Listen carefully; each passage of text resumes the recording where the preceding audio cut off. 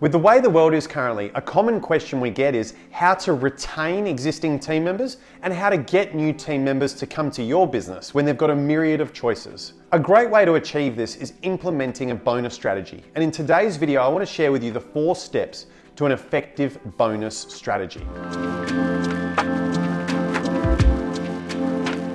The first step is, why are you wanting to implement a bonus system? Before you begin anything, you need to have great clarity as to why you want to implement this bonus system. It is not good enough to say, I watched this video, or I read this article, or a friend of mine running a business has implemented a bonus strategy. You need to be doing it for your own reasons, so you can go into it wholeheartedly with the best of intentions to try to get a genuine win-win for the business, for the shareholders, and also for the employees of the business. If you're doing this because you want to reward and recognize team members for going above and beyond, that is a brilliant reason as to implement a bonus system. The first step in a successful bonus system is to understand why you want to do it to begin with before sharing that with anybody else. The second step in implementing a successful bonus system is, will it motivate your team?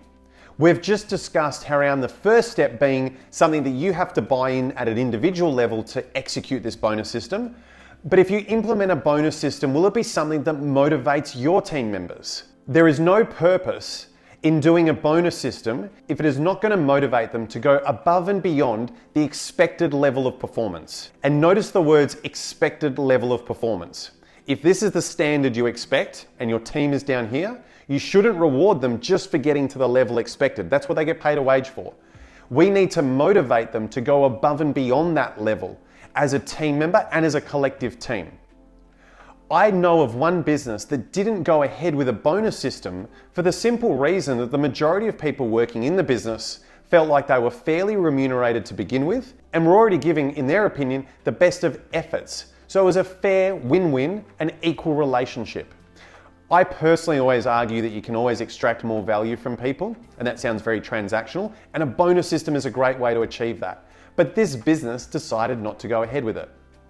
But I do see that as the rarity as opposed to the majority. There are 2 I words you don't want to achieve through your bonus. You don't want it to be insulting, and you don't want it to be impossible. And yes, they are 2 of the same things to a degree.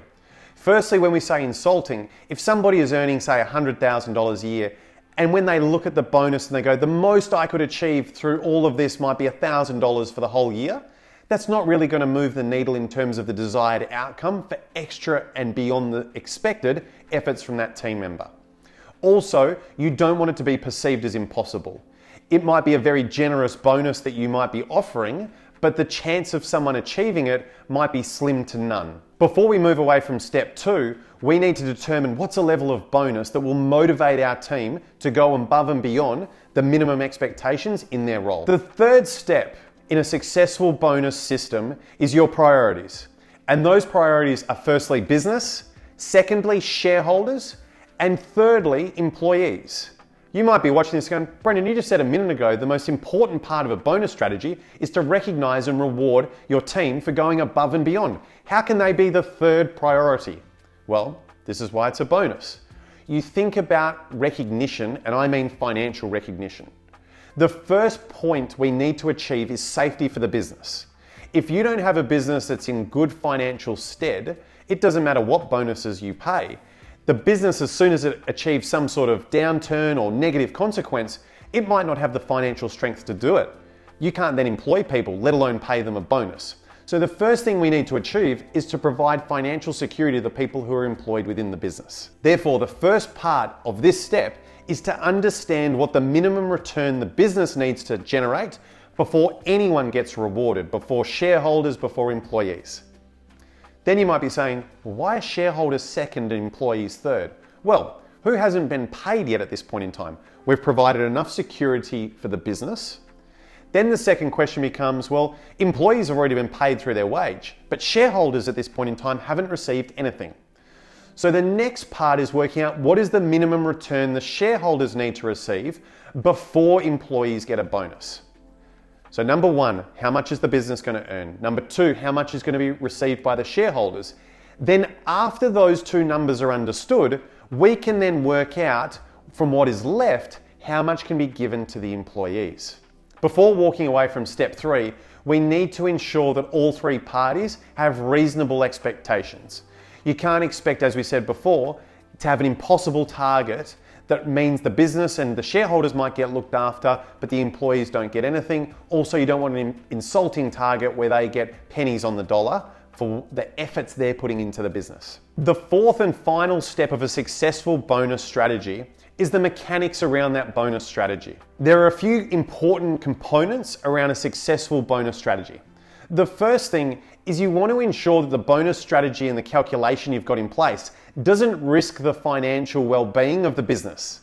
This might seem really obvious that when you're paying a bonus, it's from a good place, but you have to ensure that the calculation you use doesn't result in somebody getting paid when the business hasn't done better than what was expected.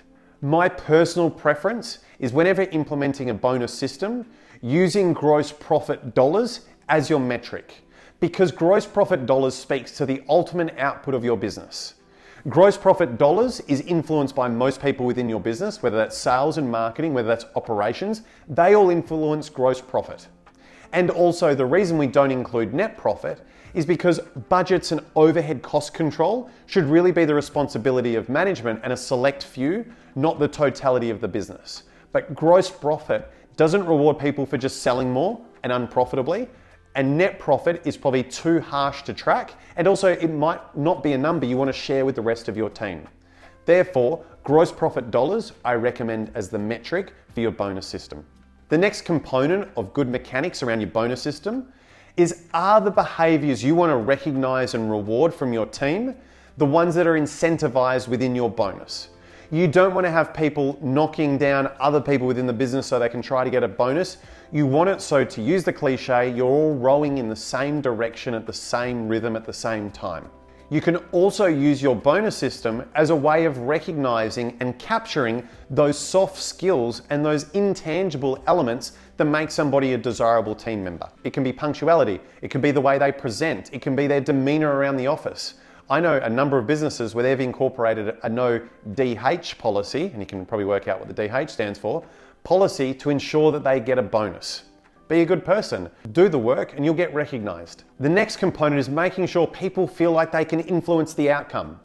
A friend of mine works in the marketing department of a large listed company, and part of his bonus is extra shares in that company, but it's tied to share price.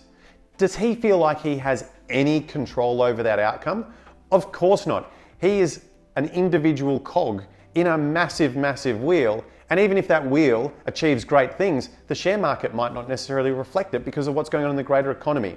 That is an extreme example of a bonus system where the person being rewarded can't see the correlation between their efforts and their outcome.